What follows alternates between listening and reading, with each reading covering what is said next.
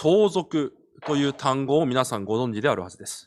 皆さん기업이라는 단어 알 것입니다. この世の人たちも自分の父親から何か相続を受けるために兄弟同士でも争ったりします。 이 세상 사람들도 부모에게서 그 상속을 자신이 받기 위해서 형제들과 함께 분쟁하기도 합니다. 韓国の聖書では起業という難しい単語を使っていますが、相続という意味です。 한국 성경에는 기업이라는 어려운 단어를 쓰고 있습니다만 상속이라는 뜻입니다. 何か親からいいものを相続されれば、それが自分の人生の何か力になってまた生きていきます。 뭔가 부모에게서 좋은 것을 상속받으면 그것이 힘이 되어서 그렇게 또 살아갑니다. 多分皆さんも何か親からものすごい相続を受けるなら気分よく生きていくでしょう。 만약 여러분들도 부모에게서 좋은 상속을 받으면 기분 좋게 살아갈 것입니다. でも神様は私たちに霊的相続があると言います。 그렇지만 하나님께서는 우리들에게 영적인 이 기업이 있다라는 것입니다. 神のものとして生きてきた先祖代々、信仰の先祖代々に受け継がれた祝福があると言います。 하나님의 사람으로서 살아온 대대로 그 물려받은 그런 기업이 있다라는 것입니다. アブラハムから始まって聖書に出てくる人物たちが持っていたその祝福があるということです。 아브라함에게서 시작되어서 그 선조들이 갖고 있는 그 기업이 있다라는 것입니다. その祝福を私たちの相続として与えると聖書は約束します。 그 축복을 우리들에게 기업으로 물려준다고 성경이 약속하고 その 있습니다. 相続とは何ですか？ 그 상속이란 무엇입니까? 神が私たちと共におられるという祝福です。 하나님께서 우리들과 함께 계신다는 축복입니다. これが私たちの霊的相続だと言います。 이것이 우리들의 영적인 기업이라는 でも 것입니다. クリスチャンであっても 99% はこれが私の相続だということを味わって生きる人いません。 그렇지만 크리스찬이라도 99% 이상 이것이 우리들의 기업이라고 누리는 사람은 별로 없습니다. 聖書では私たちの相続はこの祝福だと言います。 성경은 우리들의 축복은 이것이라고 합니다. 今日誠の私の霊的相続を見つけるそのような一日になることを主の皆で祝福します。 오늘 정말로 참 영적인 상속을 깨닫는 하루가 되기를 축복드립니다. 荒野で民たちがもう不信仰ばかりするから 광야에서 하나님의 백성들이 불신앙만 하기 때문에 神が一つ決められました。 하나님께서 한 가지를 정하셨습니다. 荒野でその不信仰をすべて殺すということ。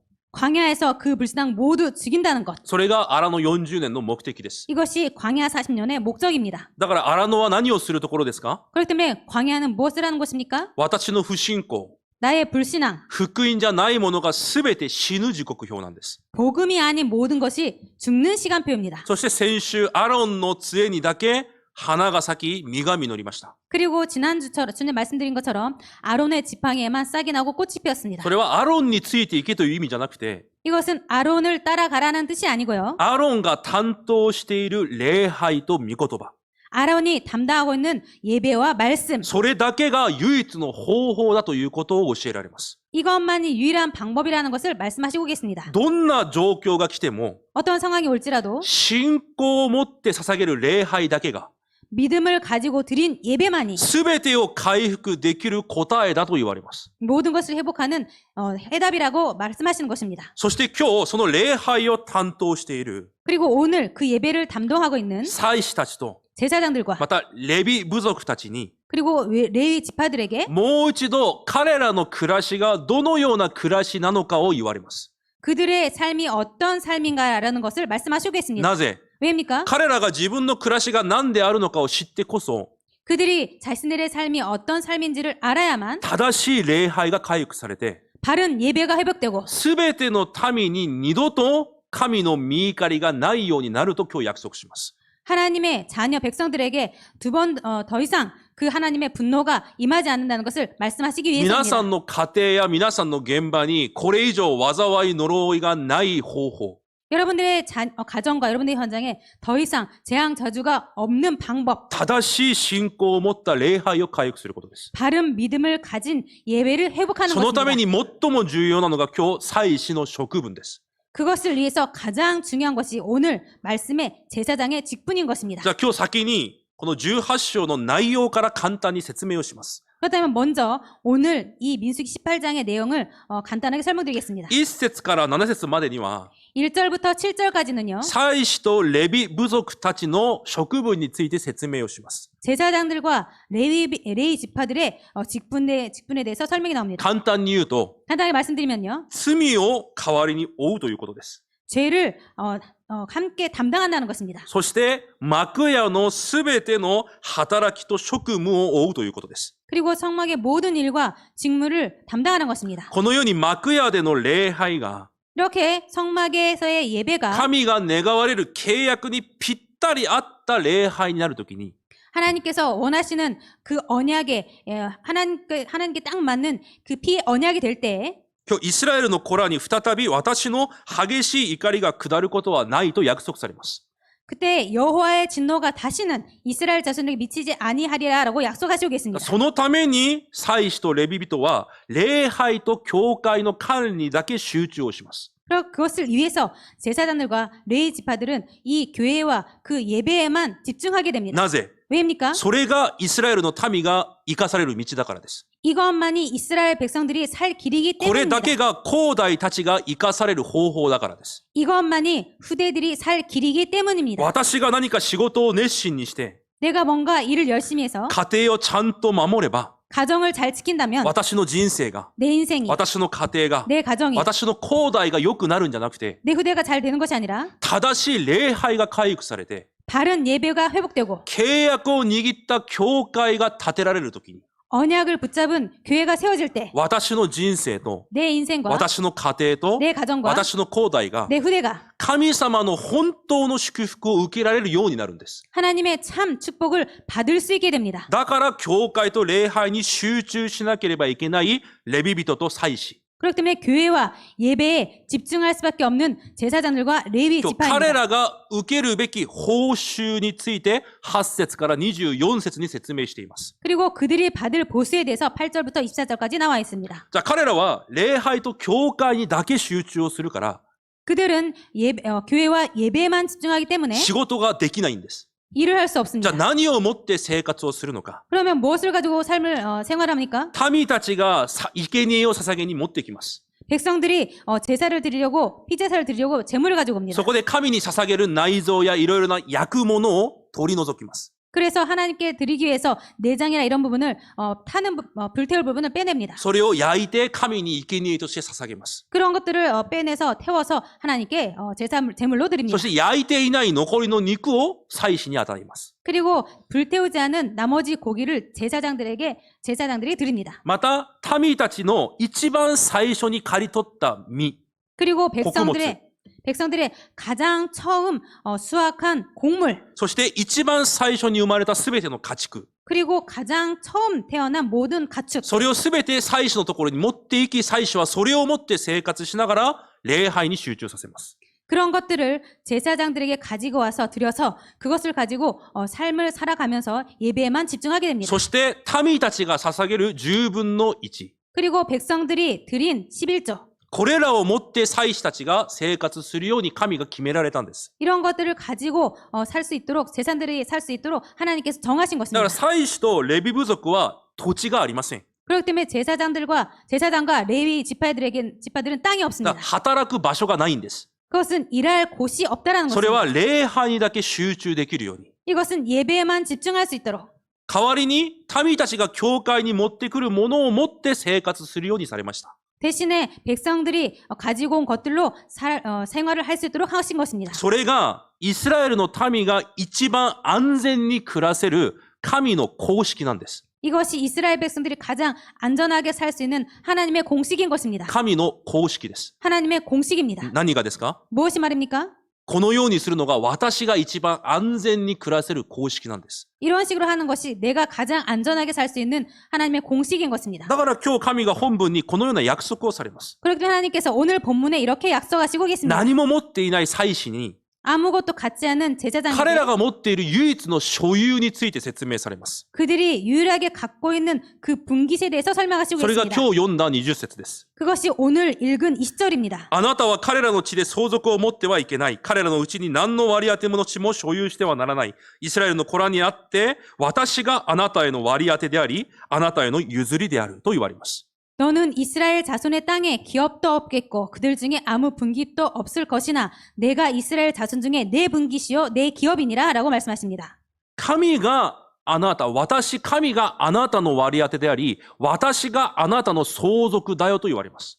하나님은 내가 너의 분깃이고 너의 기업이라고 말씀하십니다. だから、もともと民たちが持ってくる生贄や穀物、 그렇기 때문에 원래부터 백성들이 가지고 온 그 곡물과 그리고 재물 10分の1やいろいろな献金などは、 그리고 11조나 여러 가지 헌금이란 것은 もともと神のものです。 원래부터 하나님 것입니다. しかしその神のものを祭司のものとして与えられるんです。 그렇지만 그 하나님의 것을 제사장 것으로 주시는 것입니다. そして祭司たちはそれを持って生きていくようにされました。 그리고 제사장들은 그것을 가지고 살아가게 하신 것입니다. なぜ？ 왜입니까? それほど民たちに礼拝が重要だから。 그 정도로 백성들에게 예배가 중요하기 때문에 皆さんの家庭と後代にそれほど礼拝が重要だから。 여러분들의 가정과 후대에 그 정도로 예배가 중요하기 때문에 これが神の公式です。 이것이 하나님의 공식입니다. じゃあだとしたら、 그렇다면 これが今日の本文の内容です。 이것이 오늘 본문의 で 내용입니다. 私たちは本文の内容を知るために勉強するために集まっているわけじゃありません。 그런데 우리들은 본문의 내용을 알기 위해서 공부하기 위해서 모인 것이 じゃあ 아닙니다. この本文を通してこの時代、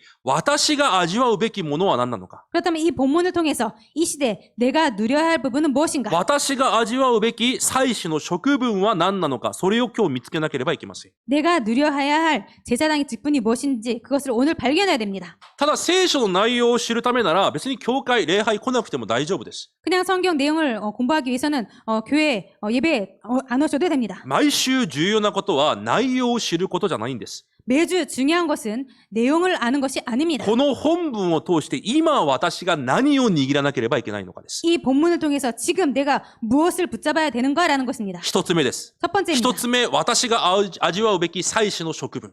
첫 번째, 내가 누려야 할 제사장 직분입니다. 3種類の祭司が出てきます。 세 종류의 제사장이 나옵니다. 今日その一つ目です。 오늘 그 첫 번째입니다. 今も御座で 지금도 보좌에서 天の聖女を仕えておられる 하늘의 성소를 섬기시는 誠の大祭司であるキリストを味わわなければいけません。 참 대제사장 되신 그리스도를 누려야 됩니다. ヘブル8章1節から2節を一緒に読んでみましょう。 히브리서 8장 1절부터 2절까지 같이 읽도록 하겠습니다. 新約聖書ヘブル8章です。 신약 성경 히브리서 8장입니다.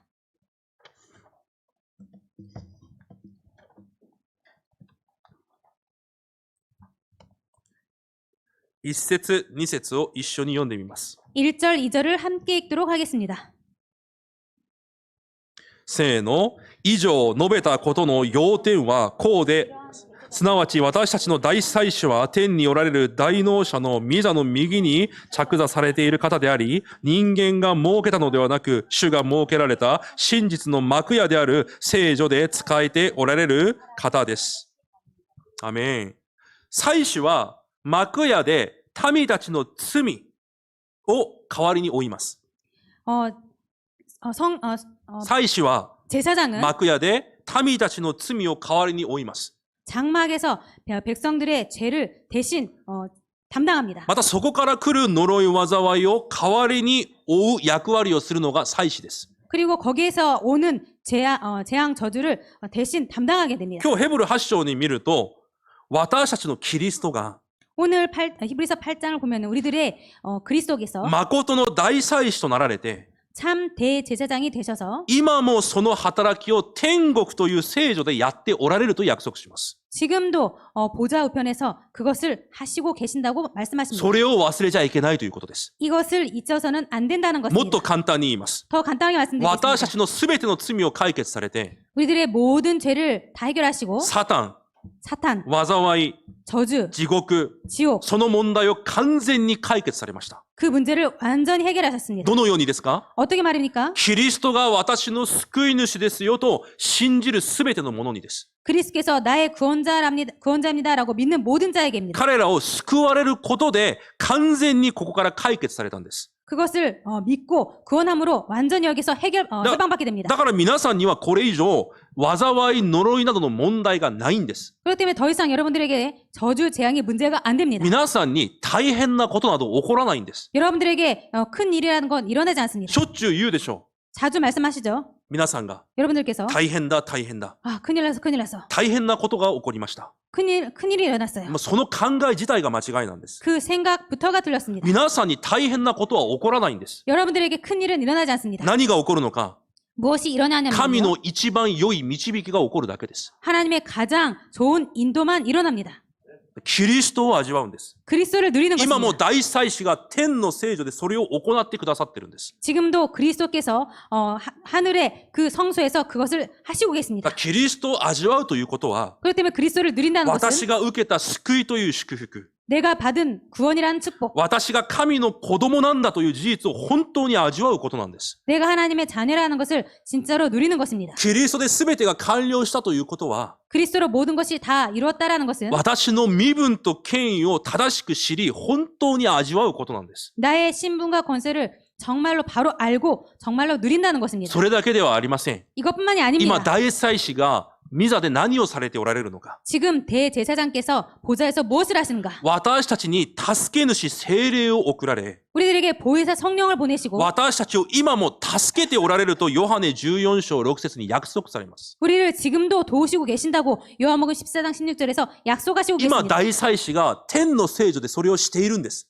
지금 대제사장께서 하늘의 보좌의 성소에서 그것을 하시고 で 있습니다. も私たちは目に見えないからといって信じません。 그런데 우리들은 눈에 안 보이기 때문에 믿지 않습니다. でもそれを信じなきゃいけないんです。 그렇지만 그것을 믿어야 됩니다. なぜ？ 왜입니까? 私たちは信仰生活をしているからです。 우리들은 신앙생활을 하고 있기 때문입니다. これを本当に信じれるなら、 이것을 정말로 믿는다면 どんなことがあっても平安と感謝が生まれるしかないんです。 어떤 일이 있어도 평안과 감사가 일어날 수밖에 없습니다. 日本の聖書では聖霊を助け主だと表現します。 일본 성경에서는 성령님을 돕는 자라고 표현하고 있습니다. 韓国語の聖書では保護され、 한국 성경에서는 보호하시고 恵みを与えられ、 은혜를 주시고 教えられる霊だと表現します。 가르쳐 주시는 성령이라고 표현하고 英 있습니다. 語の聖書では 영어 성경은요. カウンセラーだと表現します。 카운셀러라고 표현하고 있습니다. これはただの相談者を意味してるんじゃないんです。 이것은 그냥 상담자란 뜻이 아닙니다. 弁護士が英語でロイヤーです。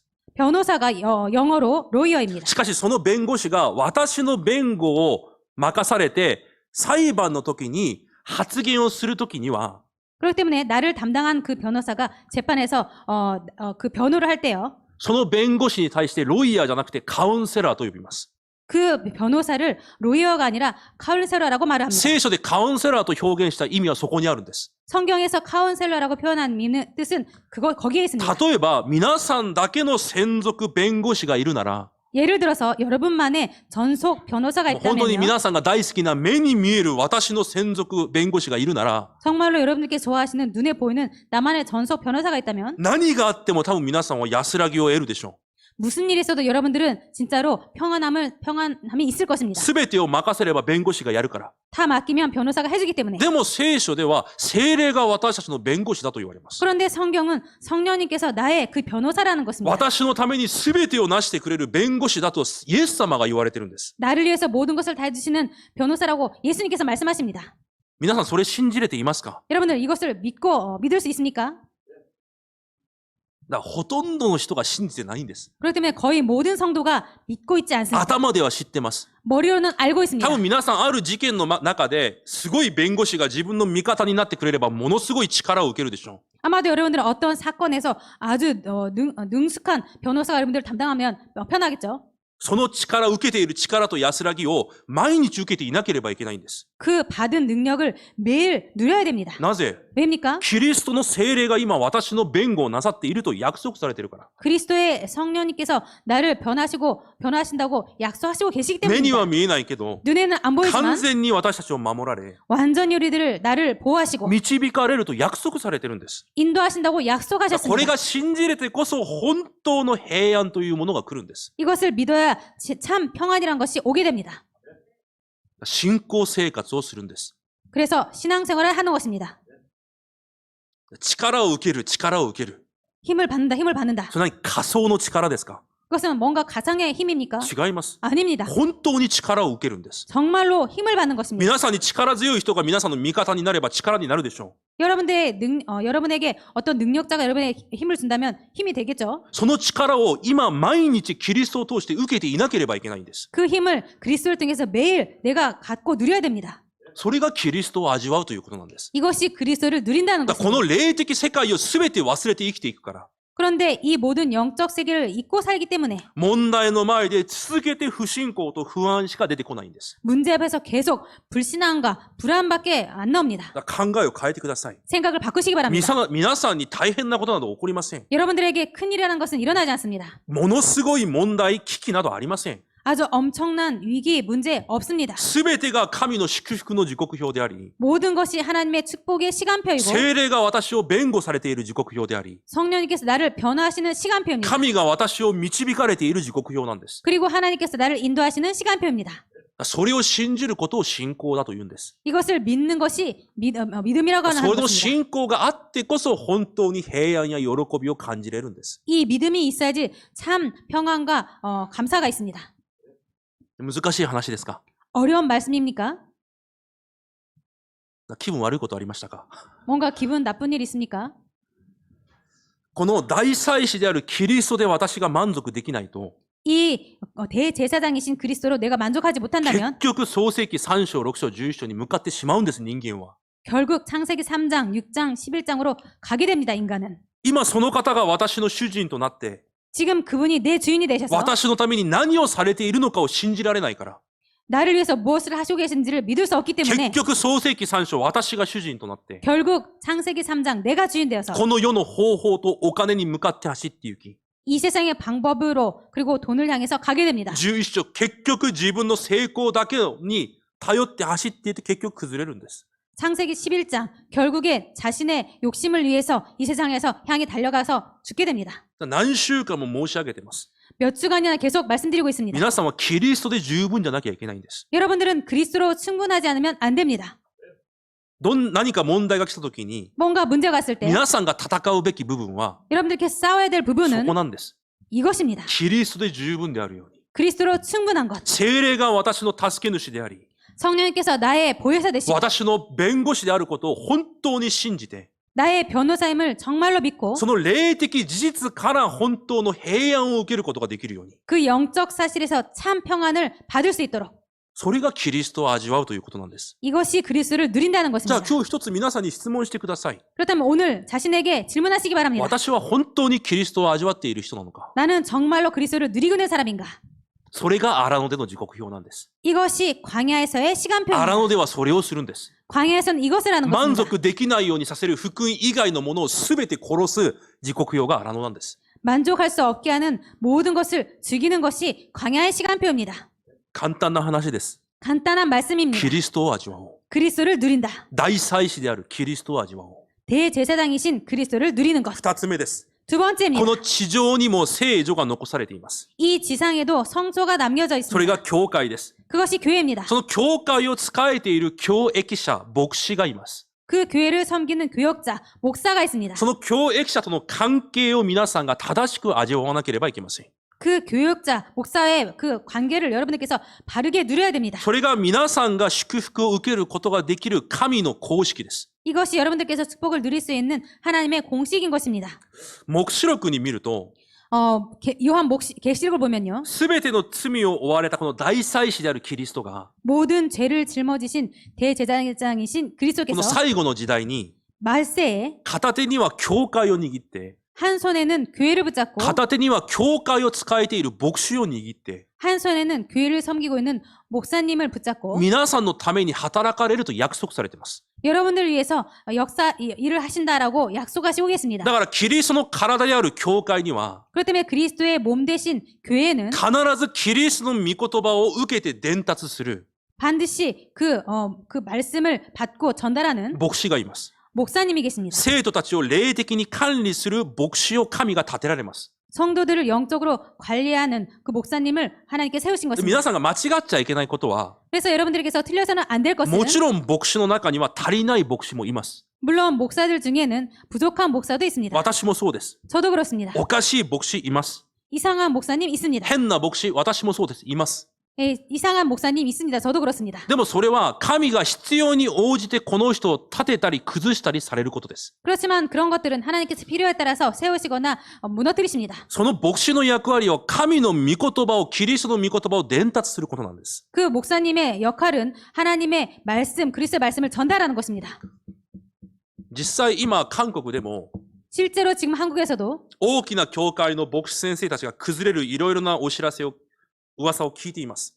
큰 교회 목사님들이 무너지고 있는 많은 그런 뉴스를 듣기는 합니다. でも間違いないことがあります。 그런데 틀림없는 것이 その 있습니다. 牧師を崩す理由があるから神が崩しているだけです。 그 목사님을 무너뜨리실 이유가 있기 때문에 하나님께서 무너뜨리시는 神 것입니다. は正確な時刻表通りに神がことをなさっているだけです。 하나님은 정확한 시간표 속에서 그것을 하나님께서 일을 하시고 계실 뿐입니다. 왜입니까? 牧師は神のしもべに過ぎません。 목사님은 하나님의 종일 뿐입니다. 偉いものじゃないんです。 뭔가 훌륭한 사람이 아닙니다. 皆さんに神の御言葉を伝えるしもべに過ぎないんです。 여러분들에게 하나님의 말씀을 전달하는 종에 불과합니다. でも神の御言葉を伝える方なら皆さんに重要なんです。 그렇지만 하나님 말씀을 여러분들에게 전달한다면 여러분들에게 중요합니다. それだけのことです。 그것뿐입니다. もし牧師が崩れることがあったとしても、 만약에 목사님이 무너지는 날이 있을지라도 それは必ず教会と生徒には 그것은 반드시 교회와 성도에게 新しい答えの機会になります。 새로운 응답의 기회가 됩니다. 間違いありません。 틀림없습니다. 神のしもべを 하나님의 종을 崩したり変えたりするのは神様だからです。 무너뜨리거나 바꾸거나 하는 것은 하나님이 나제? 깨집니다. 왜입니까? その教会と生徒のためにです。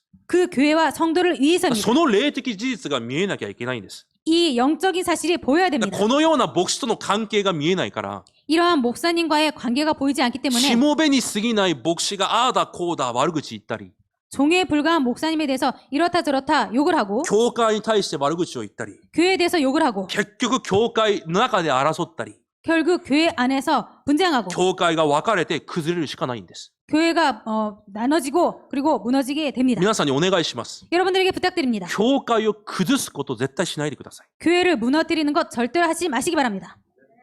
皆さん、教会一つが建てられるってどれほど大変で貴重なことなのか分かりますか？ 여러분들 교회 하나가 세워진다는 것이 얼마나 힘들고 그리고 귀중한지 아십니까? それを分からない生徒が 그런 것들을 모르는 성도가 とってもたくさんいるんです。 아주 많이 있습니다. だから皆さんは教会を崩すようなことは一生しないでください。 그렇기 때문에 여러분들 교회를 무너뜨리는 것 평생 절대로 하지 마시기 바랍니다. このように牧師というのはこの地上で 이런 神 식으로 様が 이런 식으로 목사라는 것은 하나님께서 이 땅에 生徒のために建てられた神のしもべです。 성도를 위해서 하나님께 세우신 하나님의 종입니다. その牧師は神のしもべであるために 이 목사님은 하나님의 종이기 때문에 必ず神を恐れ 반드시 하나님을 두려워하고 神にだけ望みを置き 하나님에게만 소망을 두고 今日の本文に書いてあるように神がくださるものだけで生きていかなければいけません。 오늘 본문에 써있듯이 하나님이 주시는 것만으로 살아가야 だから 됩니다. 牧師は他の仕事をしないんです。 그렇기 때문에 목사님은 다른 일을 안 하십니다. 飢え死になるなら死ねばいいんです。 죽게 되면은 먹을 것이 죽게 되면 그렇게 하면 됩니다. 今日の本文のように神のもので生きていかなければいけないんです。 오늘 본문의 말씀처럼 하나님이 주신 것으로 살아가야 됩니다. それを知っている生徒たちは 이것을 아는 성도들은 だから神のものだと認めて捧げる献金。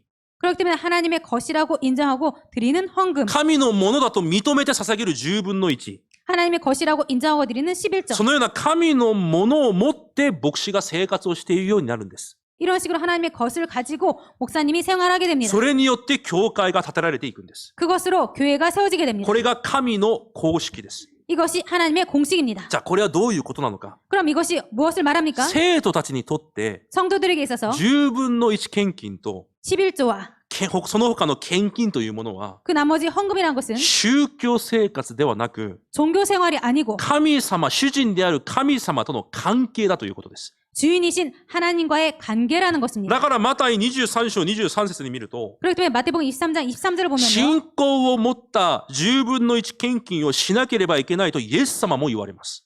믿음을 가지고 11조를 드려야 된다고 예수님께서도 말씀하시겠습니다. この霊的事実を全く信じない生徒がほとんどだということです。 그런데 이 영적인 사실을 모르는 성도가 거의 모두 많이 있습니다. 私たちの信仰生活は宗教生活じゃありません。 우리들의 신앙생활은 종교생활이 아닙니다. 私が祝福されるための生活じゃないんです。 내가 축복받기 위한 종교생활이 아닙니다. 生きておられる神を信じて 살아계신 하나님을 믿고 その方を主人として認めて、 그분을 주인으로 そ 인정하고 の方との関係を築いていくことが信仰生活なんです。 그분과의 관계를 쌓아가는 것이 신앙생활인 것입니다. 私の豊かさが信仰生活の目的ではなくて、 우리들의 풍요로움이 신앙생활이 아니고요. 神との関係が信仰生活の目的なんです。 하나님과의 관계가 신앙생활의 목적입니다. 状況が良くなってこそ、 상황이 잘 되어야 健康になってこそ、 건강해져야 それが祝福なのか 그것이 축복인가? 違います。 아닙니다. 宗教はそうだと言うでしょう。 종교는 그렇다고 말할 것입니다. 生きておられる神の子供であるこのクリスチャンは違います。 살아계신 하나님의 자녀인 크리스찬은 아닙니다. 悪くなっても、 나빠져도 それはどうなるかわかりません。 그것은 어떻게 될지 모릅니다. なぜ 왜입니까? 必ずそこには神の良い計画があるからです。 거기에는 반드시 하나님의 좋은 계획이 있기 むし 때문입니다. ろ状況が悪くなることが祝福かもしれません。 오히려 상황이 나빠지는 것이 축복일지 모릅니다. 信仰生活はそのようなものなんです。 신앙생활은 그런 것입니다. 神との関係が信仰生活の目的なんです。 하나님과의 관계가 신앙생활의 목적입니다. だとしたらです。 그렇다면 今日 입니다. 本文に出てくる10分の1や、 오늘 본문에 나오는 11조와 その他のいろいろな献金も、 그리고 그 외의 많은 헌금도 神との関係の問題なんです。 하나님과의 관계의 문제입니다. この10分の1にはものすごい原理があります。 이 11조에는 아주 엄청난 원리가 있습니다. 神の公式があるんです。 하나님의 공식이 있습니다. 献金をすれば祝福される？ 헌금을 하면 い 축복받는다? や、それは宗教的な話です。 그것은 종교적인 얘기입니다. 違います。 아닙니다. 神のものが私のものになる方法が10分の1であり献金なんです。 하나님의 것이 내 것이 되는 방법이 11조인 것입니다. 私が説明するよりも 제가 설명드리는 것보다 神の約束を確認しましょ 하나님의 약속을 확인합시다. う。マラキ3章を読みます。 말라기 3장을 읽겠습니다. 旧約聖書の一番最後です。 구약 성경의 가장 마지막 부분입니다. マラキ3章8節から12節を読みます。 말라기 3장 8절부터 12절을 읽도록 하겠습니다. 購読したいと思います。 교독하도록 하겠습니다. 8節から12節まで購読します。 말라기 3장 8절부터 12절까지 人 교독하시겠습니다. は神のものを盗むことができようか。ところがあなた方は私のものを盗んでいる。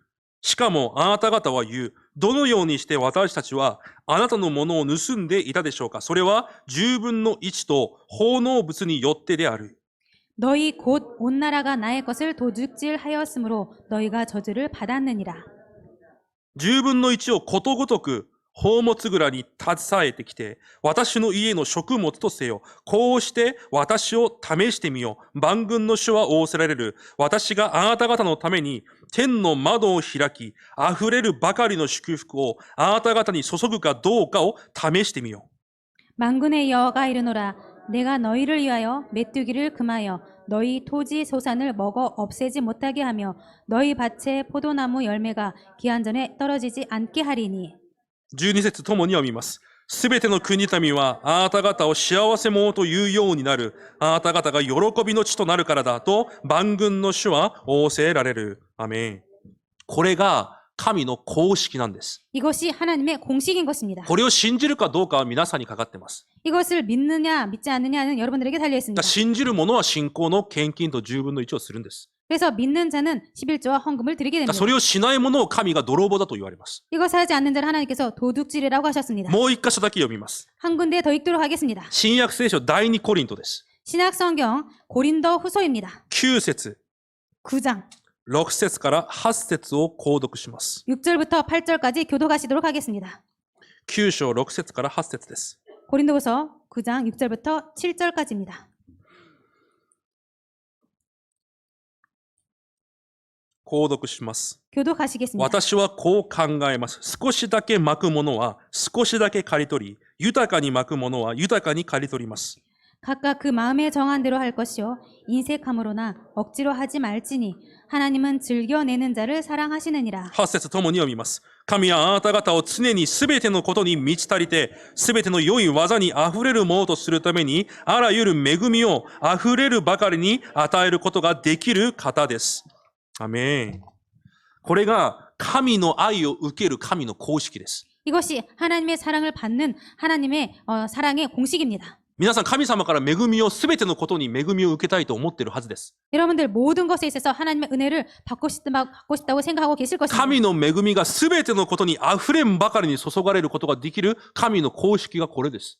모든 것에 하나님의 은혜가 흘러 넘치도록 받는 그 공식이 이것입니다. だから神を信じる人が神の前で、 그렇기 때문에 하나님을 믿는 자가 하나님 앞에서 その神との関係を回復するために、 그 하나님과의 관계를 회복하기 信 위해서 仰を持って捧げるのが10分の1であって、 믿음을 가지고 드리는 것이 11조이고 それが献金です。 그것이 헌금인 것입니다. 私たちは絶対宗教じゃありません。 우리들은 절대로 종교가 아닙니다. 信仰生活をしてるんです。 신앙생활하고 있습니다. 生きておられる神との関係を維持してるんです。 살아계신 하나님과의 그 관계를 유지하고 있는 것입니다. それが皆さんがこの教会で、また牧師と味わっていかなければいけない二つ目の祭司の職分です。 이것이 여러분들께서 교회와 목사와 함께 누려야 될 두 번째 제사장 そして 직분입니다. 3番目の祭司の職分です。 그리고 세 번째 제사장 직분입니다. 神はこの時代のすべての生徒を 하나님께서는 이 시대의 모든 성도 皆さんの現場で 그리고 여러분들 현장에 この聖女の祝福を味わって伝えることができる祭司として呼ばれました。 성소의 축복을 누리고 전달할 수 있도록 그런 제사장 여러분들을 だから 선택하셨습니다. 皆さんもこの時代祭司なんです。 그렇기 때문에 이 시대의 여러분들도 제사장인 것입니다. 第一ペテロ2章5節に 베드로전서 2장 5절에요. 私たちがキリストによって 우리들이 그리스도로 말미암아 聖なる祭司になったと言われます。 성스러운 거룩한 제사장이 되었다고 써 있습니다. 皆さんがよく知っているように 여러분들께 잘 아시다시피 第一ペテロ2章9節 베드로전서 2장 9절 神様の驚くべき栄誉を告げ知らせる王である祭司だと言われます。 하나님의 아름다운 덕을 선포하는 왕 같은 제사장이라고 하셨습니다. じゃあだとしたらです。 그렇다면 皆さんが 입니다. 本当に祭司の祝福を受けているなら、 여러분들께서 정말로 이 제사장의 축복을 받고 계시다면 皆さんにもこの祭司の公式が当てはまるんです。 여러분들에게도 이 제사장의 공식이 해당됩니다. どういう意味なのか。 무슨 뜻이냐면요. 祭司である私に私のものはないんです。 제사장인 나에게 내 것이 없습니다. 重要なことです。 중요한 皆さん 것입니다. がこの世でどうやれば神の祝福を受けられるのか。 여러분들께서 이 땅에서 어떻게 하면은 하나님의 축복을 받을 수 있는가? 私のものを持って生きていくものは絶対神の祝福がありません。 나의 것, 내 것을 가지고 사는 자는 절대로 하나님 축복이 없습니다. 皆さんの心にこの告白がなければいけないんです。 여러분들의 마음에 이 고백이 없으면 こ 안 の 됩니다. 地で私が祭司なら、 이 땅에서 내가 제사장이라면 私のものはありません。 나의 것은 없다. そしてまた告白しなければいけないんです。 그리고 또 고백하지 않으면 안 됩니다. 今日本文20節に神が約束されたように、 오늘 20절에 하나님께서 약속하신 것처럼 神が私の割り当てであり、 하나님께서 내 분기시고 神が私の相続です。 하나님이 내 기업입니다. そのように告白できなければいけないんです。 이렇게 고백하지 않으면 안 됩니다. じゃあ、だとしたらどういう意味ですか？ 그렇다면 무슨 뜻입니까? この地で皆さんが勝利するためには、 이 땅에서 여러분들께서 승리하시기 위해서는 神のもののみでしか勝利できないということです。 하나님 것으로만 승리할 수 있습니다. 絶対忘れないでください。 절대로 잊지 마시기 바랍니다. 皆さんのものはありません。 여러분 것은 없습니다. 神が皆さんの相続になると約束されます。 하나님께서 여러분들의 기업이 된다고 じゃあ 약속하셨습니다. 皆さんがこの地で勝利するためには、 그렇다면 이 땅에서 여러분들께서 승리하시기 위해서는 神のものでのみ勝利できるんです。 하나님 것만으로 승리할 수 있습니다. だから今日の結論です。 그렇기 때문에 오늘 결론입니다. それが3番です。 그것이 3번입니다. 神のもので24味わう祈りを皆さんが思う存分味わってください。 하나님 것으로 입사하는 기도를 마음껏 누리시기 바랍니다. もし私のものがあるんであれば、 만약에 내 것이 있다면 私のものに24しなければいけません。 내 것으로 입사해야 되겠습니다. でも今日聖書に私のものはないと言います。 그런데 오늘 성경에 내 것이 없다고 하셨습니다. ということは私の力では、 그렇다면 내 힘으로는 私の人生も、 내 인생도 私の暮らしも、 내 삶도 私の家庭も、 내 가정도 子供も、 자녀도 教会も生かすことなどできません。 교회도 살릴 수 없습니다. だから神のものに24集中しなければいけないんです。 그래서 하나님 것으로 24 집중하지 않으면 안 됩니다. じゃあ3つに集中してください。 그래서 세 가지에 집중하시기 それが 바랍니다. 今日の皆さんの結論です。 이것이 오늘 여러분들의 결론입니다. 1つ目です。 첫 번째입니다. 神がくださった根本的な契約に集中してください。 하나님께 주신 근본 언약에 집중하시기 바랍니다. 根本的な契約って何ですか？ 근본 언약이란 무엇입니까? この聖書が契約です、すべて。 이 성경이 언약으로 모든 것. でも、ルカ24章44節に見ると、 그런데 누가복음 24장 44절을 보면요. イエス様がこう言われます。 예수님께서 이렇게 말씀하십니다. 旧約聖書のすべての内容は、 구약 성경의 모든 내용은 私一人に対する話だと言われます。 나 한 사람에 대한 내용이다라고 말씀하십니다. だから聖書のすべての内容はキリストに対する話なんです。 그렇기 때문에 성경의 모든 내용은 그리스도에 대한 내용입니다. 新約聖書は何なのか。 신약 성경은 무엇인가? そのキリストの奥義を悟った者たちの話なんです。 그 그리스도의 비밀을 깨달은 자들의 내용입니다. だから私たちに与えられた根本の契約というものは 그렇기 때문에 우리들에게 주어진 이 근본 언약이란 것은 キリストという契約なんです。 그리스도라는 さ 언약입니다. っきも言いました。 아까 キ 말씀드렸습니다. リストを24を味わわなければいけないんです。 그리스도를 24 누려야 됩니다. 何があってもです。 무슨 일이 있어도 どんな 됩니다. ことがあってもです。 어떤 일이 있어도 キリストを主人として受け入れた者は 그리스도를 주인으로 영접한 자는 神の子供になりました。 하나님의 자녀가 되었습니다. だとしたら 그렇다면 サタン、 사탄, 地獄、 지옥, 呪い、 저주, 災い、 재앙, 問題、 문제 これ以上神の子供である私のものじゃないんです。 더 이상 하나님 자녀된 내 것이 だ 아닙니다. からどんな時であっても 그렇지만 어떤 때든 これは災いだと考えちゃいけないんです。 이것은 재앙이다라고 생각해서는 안 これが 됩니다. 大変な問題につながると考えちゃいけないんです。 이 큰일이 이것이 큰일로 연결된다라고 생각해서는 안 되는 こ 것입니다. れ以上それらは皆さんに問題じゃないんです。 더 이상 그런 것들은 여러분들의 문제가 さ 아닙니다. っき言ったように 아까 말씀드린 것처럼 神が導く祝福の時間なんです。 하나님께서 인도하실 축복의 시간표입니다. それを24味わうんです。 이것을 24 누리는 것입니다. 忘れないでください。 잊지 마시기 바랍니다. 大変なことが起きた。 큰일이 일어났어. もうそんなこと皆さんにないんです。 더 이상 그런 것 여러분들에게 없습니다. 皆さんは神の子供です。 여러분들은 하나님의 すべ 자녀입니다. て完了してます。 다 이루었습니다. 神が完璧に導かれます。 하나님께서 완벽하게 인도하십니다. 御座で今もすべてを動かしています。 보좌에서 지금도 모든 것을 움직이고 있습니다. 聖霊で今皆さんに働いておられます。 성령님으로 지금 여러분들에게 역사하시고 계십니다. それを味わうことをキリストを味わうというんです。 이것을 누리는 것을 그리스도를 누린다는 것입니다. だから口だけでイエスがキリストじゃなくて、 그렇기 때문에 입만으로 예수가 그리스도라고 말하는 것이 아니라 皆さんはキリストの契約で満たされていなければいけないんです。 여러분들은 그리스도 언약으로 충만해야 됩니다. 満たされていなければ。 충만해 있어야 됩니다. 他のものがあっちゃいけないんです。 다른 것이 있어서는 안 됩니다. キリストだけで満たされていなければいけないんです。 그리스도만으로 충만해야 합니다. イエスの皆でサタンよ退け。 예수 그리스도 이름으로 사탄아 물러가라. 申し訳ないんですが、逃げていきません。 죄송합니다만 떠나가지 않습니다. 皆さんがいくらイエスの名前で悪魔よ去って行け。 여러분께서 아무리 예수 이름으로 사탄아 떠나라. 申し訳ありませんが、皆さんの心から不信仰や不安が去っていきますか？ 죄송합니다만 그렇게 한다고 해서 여러분들의 마음속에 불신함과 불안이 떠나갑니까? 嘘つかないでください。 거짓말하지 마시기 바랍니다. 私は全て知ってます。 저는 다 알고 있습니다. 聖書でもそうだったじゃないですか。 성경에서도 그러지 않았습니까? ある奴が、サタンよ去って行け言ったら、 어떤 사람이 사탄아 떠나라 そ 라고 のサタン 했더니 がそいつに聞きます。 그 사탄이 그 사람에게 말합니다. 私はキリストも知っていて、 나는 그리스도도 알고 パウロも知っているが、 바울도 알고 一 있다. 体お前は誰だ？ 도대체 너는 누구야? もしかしたら皆さんにそんなこと言ってるかもしれません。 혹시나 여러분들에게 그렇게 말하고 있는지 모릅니다. いつサタンが退くのか。 언제 사탄이 떠나가는가? キリストで満たされるとき。 그리스도로 충만할 때. キリストの契約で私の全てが満たされるとき。 그리스도의 언약으로 나의 모든 것이 충만할 때. 自然に去っていくんです。 저절로 떠나갑니다. キリストの契約で満たされてください。 그리스도 언약으로 충만해지시기 바랍니다. この神の根本契約を祈りで24時味わいながら満たされていなければいけないんです。 이 근본 언약을 24시간 기도로 누려야 됩니다. これ全く難しい話じゃないじゃないですか。 전혀 어려운 얘기가 아니지 않습니까? 二つ目、皆さんが味わうべき神のもの。 두 번째, 여러분들께서 누려야 될 하나님의 것. 神の願いである 하나님의 소원인 時代的な契約で満たされなければいけません。 시대적인 언약으로 충만해야 됩니다. マタイ16章17節に、 마태복음 16장 18절에 18節ですね。 18절이죠. キリストを主と告白したペテロに、 그리스도를 주로 고백한 イエ 베드로에게 ス様はこのように言われました。 예수님께서 이렇게 そ 말씀하십니다. の告白した信仰の岩の上に、 그 고백을 한 그 믿음 위에 私が私の教会を建てる。 내가 내 교회를 세우리니 キリストを信じるというその信仰の上に 그리스도를 믿는 그 믿음 위에 何を建てると言われましたか？ 무엇을 세운다고 말씀하셨습니까? 皆さんの人生ですか？ 여러분들의 인생입니까? 違います。 아닙니다. イエスの教会を建てると言われました。 예수님의 교회를 세우신다고 말씀하셨습니다.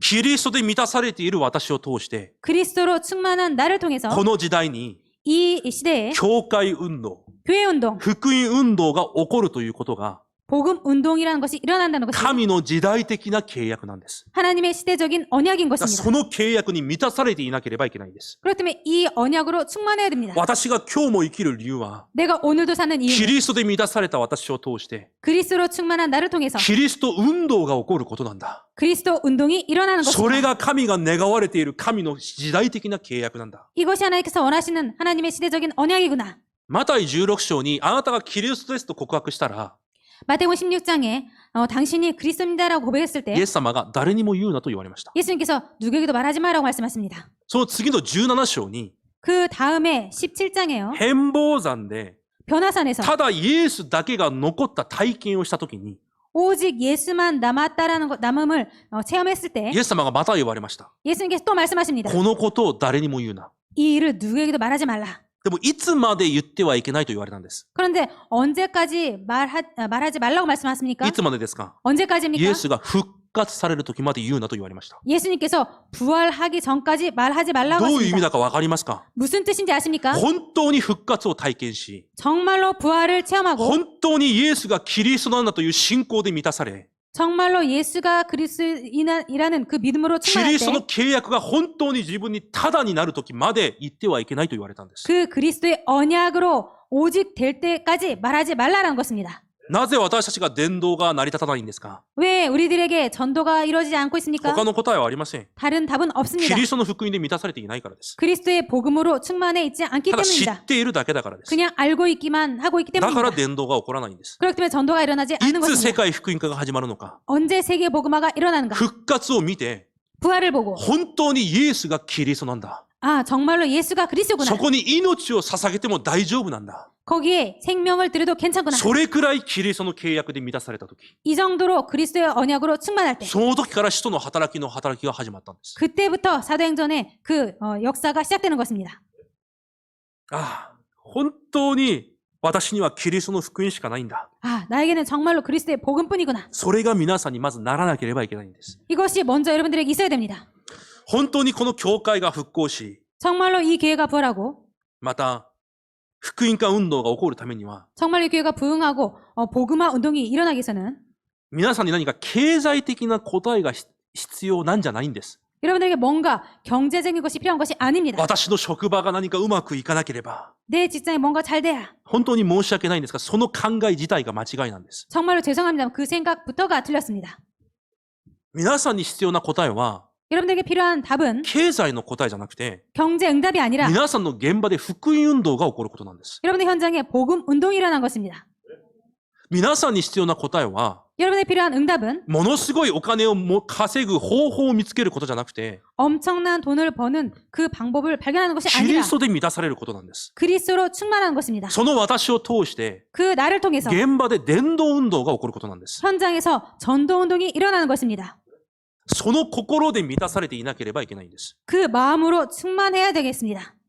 あ、キリストの福音しかないんだ。 아, 그리스도의 복음뿐이구나. この事実で満たされている人を通して、 이 사실로 충만한 사람을 통해서 現場に福音運動が起こらなければいけないんです。 현장에서 복음 운동이 일어나야 됩니다. 広大たちが成功して、 후대들이 성공하고 経済の祝福を受けなければ、 경제의 축복을 받아야지. 申し訳ありませんが、 죄송합니다만 それは伝道者についてくるものであって、 그것은 전도자에게 따라오는 것이고 答えじゃないんです。 응답이 神 아닙니다. が準備されているものであって、 하나님께서 준비하시고 계시는 与えよ 것뿐이고 うと決められているものであって、 하나님께서 주시려고 정한 것뿐이고 広大たちの目標がそれになっちゃいけないんです。 후대들의 목표가 그것이 되어서는 안 됩니다. 広大たちはどうならなきゃいけないのか。 후대들이 어떻게 되어야 되는가? すべての現場で、 모든 현장에 キリストの光を放つことができる、 그리스도의 빛을 전할 수 있는 キリストの弟子にならなければいけないんです。 그리스도의 제자가 되어야 됩니다.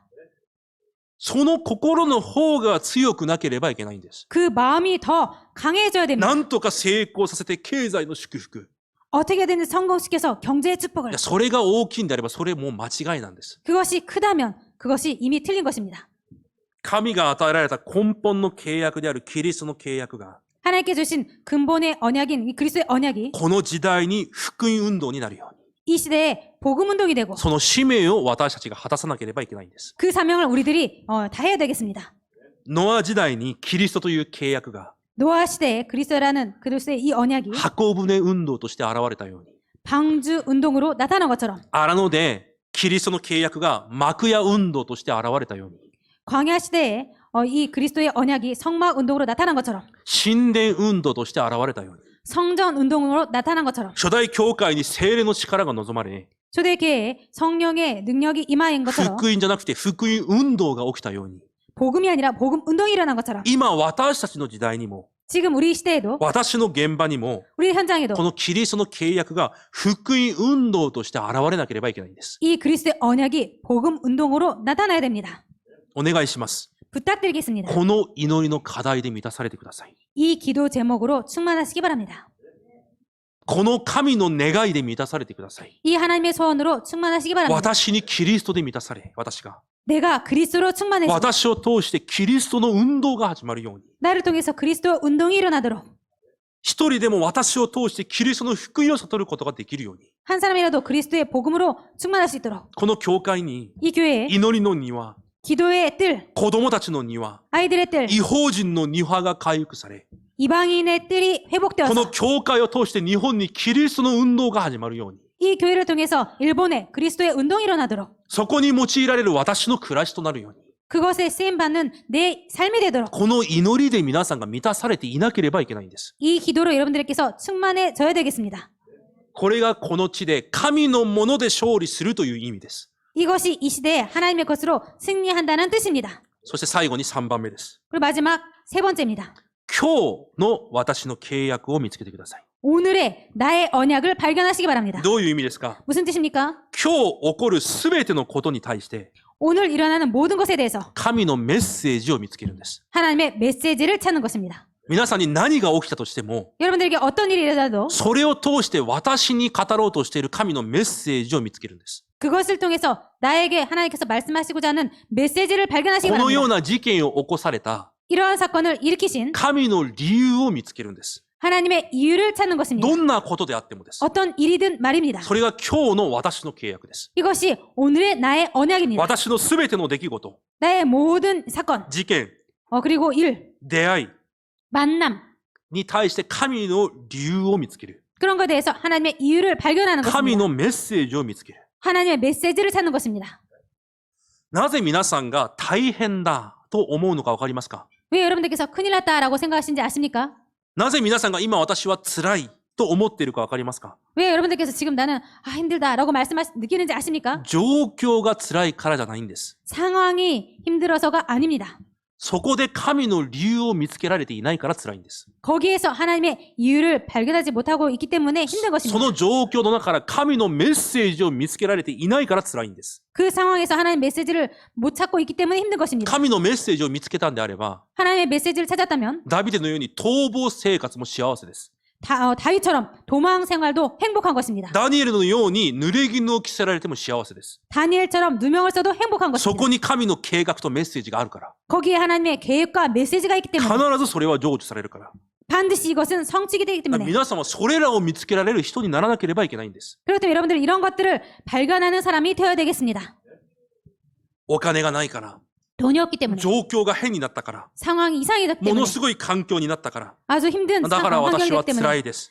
그런 환경 때문에 저는 힘들어요. 違います。 아닙니다. 嘘つかないでください。 거짓말하지 마시기 바랍니다.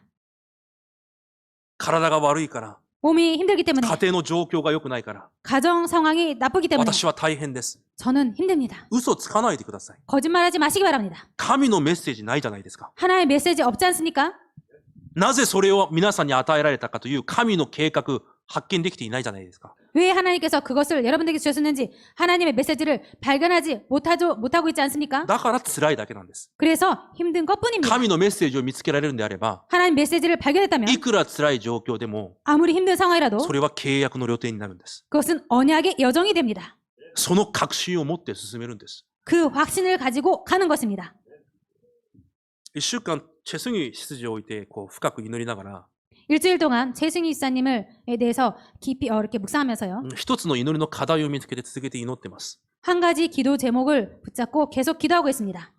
もし韓国に戻らなければいけないなら、 만약에 한국에 돌아가야 된다면 この事件が 이 사건이 韓国に戻って、 한국에 돌아가서 子供たちが福音化され、 자녀들이 복음화되고 その家系が福音化され、 그 가문이 복음화되고 子孫代々神に戻るそのような祝福の始まりとなるように主が祝福してください。 자손 대대로 하나님께 돌아오는 그런 축복의 시간 되게 해주시옵소서. 今起こっ 기도했습니다. ているすべてのことが 지금 일어나고 있는 모든 것들이 そのための契約の料亭となるように 그것을 위한 언약의 여정이 되도록 神がすべての人にその聖霊の力、確信をお与えください。 하나님께서 모든 사람들에게 하나님 능력과 확신을 주시옵소서.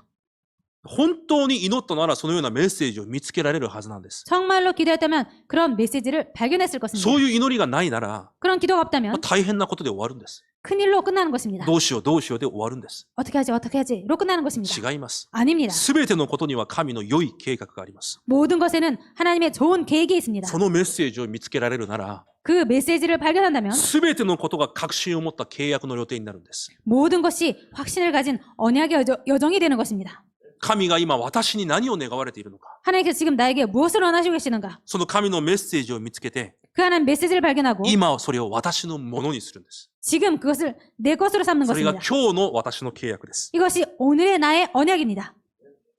この一週間も 일주일도 神のもので24時満たされる。 하나님의 것으로 24시간 충만하길. そのような答えが始まる一週間になることを主の皆で祝福します。 그런 응답이 여러분들의 것이 되기를 주님의 이름으로 축복드립니다.